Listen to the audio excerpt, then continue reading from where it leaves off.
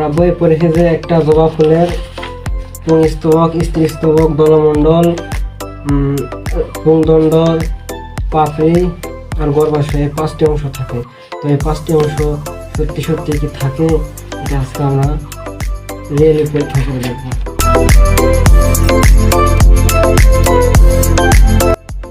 এটা হচ্ছে ডিম্বক, এটা হচ্ছে গর্ভাশয়, এটা হচ্ছে যে পরাগদণ্ড।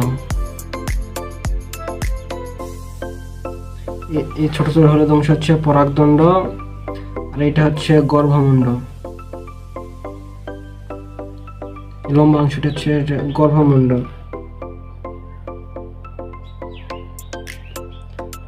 এটা এই ছোট অংশটি হচ্ছে বৃত্তাংশ।